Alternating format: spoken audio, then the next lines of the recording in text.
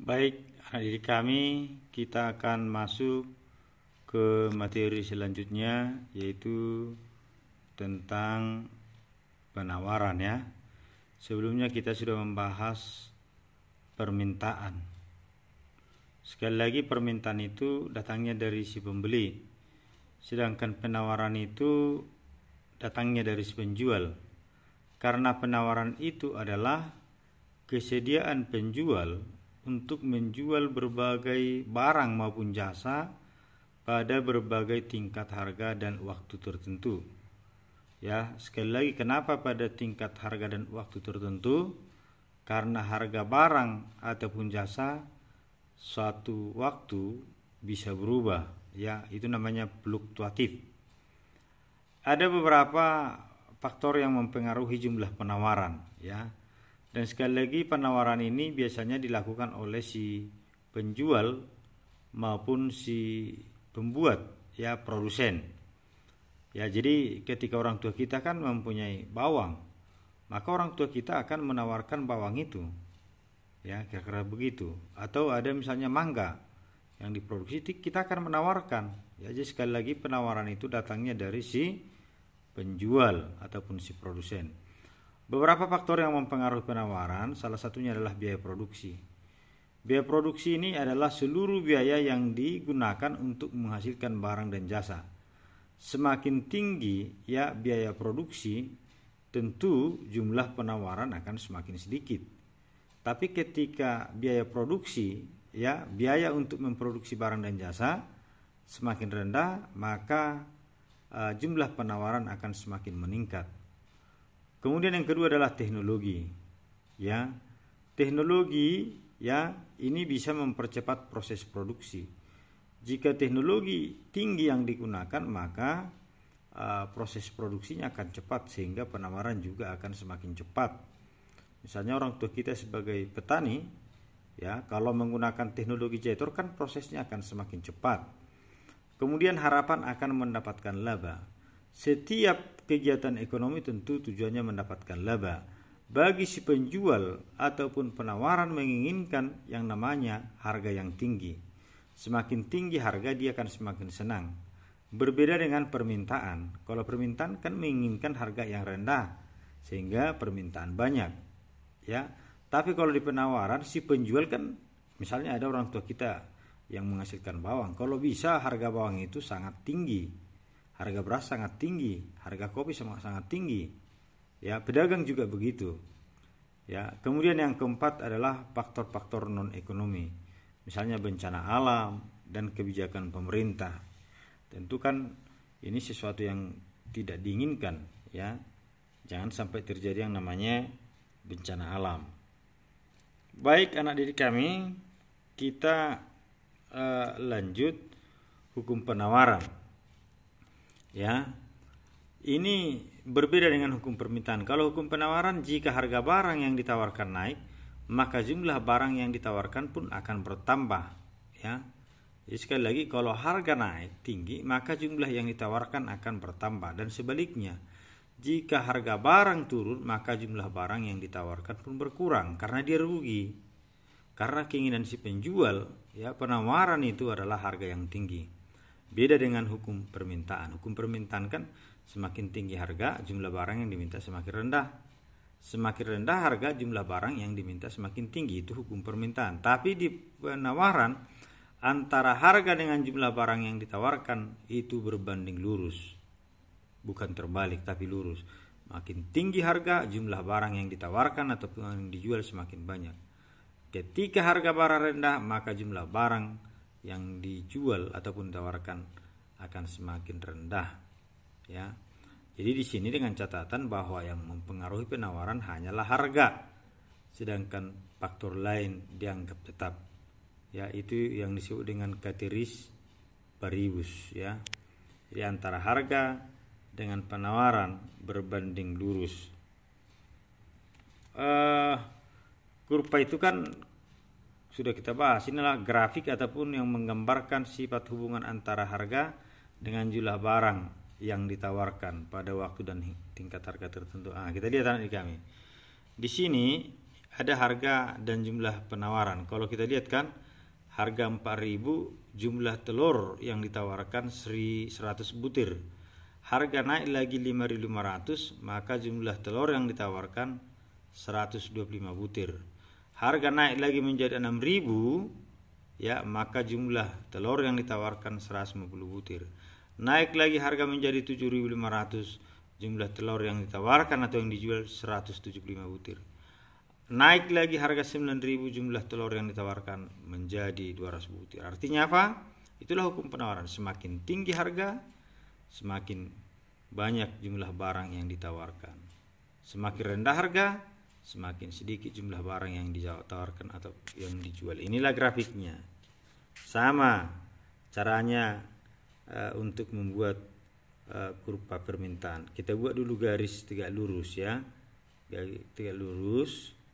Ya, ini yang vertikal, kemudian ini yang horizontal.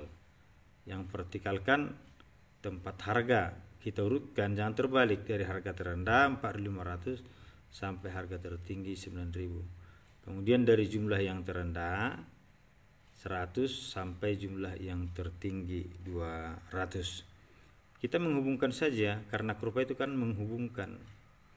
Misalnya ketika harga 4.500, berapa telur yang ditawarkan? Kan hanya 100. Ketika harga 5.500, maka jumlah barang yang ditawarkan 125 dan seterusnya. Ketika harga 9.000, ya, maka jumlah barang yang ditawarkan menjadi 200. Inilah kurva permintaan dari data ini. Jadi sekali lagi ketika harga 5.500, kita lihat, 5.500 jumlah telur yang ditawarkan 125, ini dia. 5.500, ya, ini dia. Jadi dia bergerak dari kiri bawah ke kanan atas. Itu kurva penawaran. Kalau permintaan kan dari kiri atas ke kanan bawah. Ini tidak, dari kiri bawah ke kanan atas. Baik, kita lanjut ke materi berikutnya tentang pasar. Nah, di kami barangkali sudah biasa itu mendengar pasar, ya. Biasanya kalau di daerah kita ini disebut dengan onan, pekan. Ini adalah proses berlangsungnya transaksi jual beli terhadap barang dan jasa. Sebagian orang menganggap bahwa pasar itu adalah tempat, ya, boleh-boleh saja. Tapi nanti akan kita pahami, ya, ternyata ada juga pasar tanpa harus bertemu penjual dan pembeli, tanpa harus ada tempat. Syarat-syarat terjadinya pasar: pertama, tentu ada penjual dan pembeli. Yang kedua, ada barang yang diperjualbelikan. Yang ketiga, ada kesepakatan harga antara penjual dan pembeli, ya, ada tawar menawar di sana. Kemudian adanya media ataupun sarana dan prasarana, misalnya handphone, ada pasar, ya, dan lain sebagainya. Fungsi pasar adalah fungsi distribusi, menyalurkan barang dan jasa. Ya, misalnya pakaian kita ini kan kita peroleh berkat ada pasar, itu namanya distribusi. Kemudian yang kedua adalah fungsi promosi, mempromosikan. Ya, barangkali sering kita lihat di pasar, mereka mempromosikan barang-barang yang baru. Kemudian yang ketiga adalah pembentukan harga.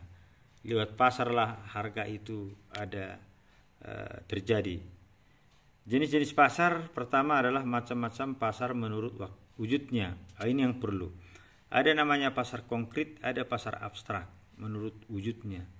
Kalau konkret, itulah yang ada tempatnya, ya, seperti pasar di Limbong, pasar Limbong hari Jumat, pasar Pangururan, ya, hari Rabu. Jadi ada tempatnya, penjual dan pembeli harus bertemu. Itu contoh pasar konkret. Sedangkan pasar abstrak tidak harus bertemu antara penjual dan pembeli, boleh melalui telepon. Ya, misalnya kita menelepon ke Medan supaya dikirim, apalagi sekarang ada jasa online, ada JNT, ya, dan lain sebagainya. Ada pasar online, itu namanya pasar abstrak, tidak harus bertemu di satu tempat, ya. Kemudian menurut barang yang diperdagangkan ada dua pasar barang konsumsi. Ini menjual barang-barang yang kita konsumsi sehari-hari, misalnya pasar ikan, pasar buah. Kemudian ada pasar barang produksi. Ini pasar yang menjual faktor-faktor produksi, misalnya pasar tenaga kerja, pasar modal, ya kira-kira begitu. Kemudian menurut luas jaringan distribusi ada pasar setempat lokal, ada pasar nasional, misalnya antar kabupaten, antar provinsi. Kemudian yang ketiga ada pasar regional, ini misalnya satu kawasan Asia Tenggara, Asia Pasifik. Kemudian pasar internasional, inilah pasar globalisasi mendunia.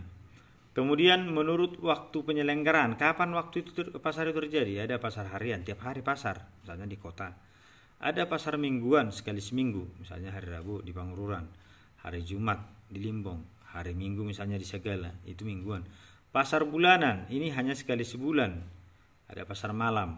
Atau ada misalnya pasar-pasar di tempat-tempat pabrik, ketika karyawan gajian ya ada di sana pasar. Kemudian pasar tahunan ya sekali setahun, misalnya pasar Pekan Raya Sumatera Utara. Baik, yang terakhir adalah menurut organisasi atau strukturnya ada dua, pasar persaingan sempurna dan pasar persaingan tidak sempurna. Pasar persaingan sempurna adalah terdapat penjual dan pembeli yang sama-sama telah mengetahui pasar. Jadi banyak penjual pembeli dan yang barang yang dijual belikan homogen sejenis. Kemudian penjual dan pembeli tidak bebas menentukan harga, karena harga ditentukan oleh kekuatan pasar. Maksudnya antara penjual dan pembeli. Kemudian contohnya ini misalnya pasar sayur mayur, pasar buah-buahan, pasar tekstil dan lain-lainnya. Kemudian pasar persaingan tidak sempurna, ini sering dikatakan pasar monopoli, hanya sedikit penjual, banyak pembeli. Ya, dalam pasar ini penjual dan pembeli ya tentu dapat mempengaruhi harga, tapi lebih dominan dia ditentukan oleh si penjual. Baik anak-adik kami, demikian yang bisa Bapak sampaikan. Silakan diulangi, ya materi kita masih banyak sehingga ini agak padat kali ini. Terima kasih.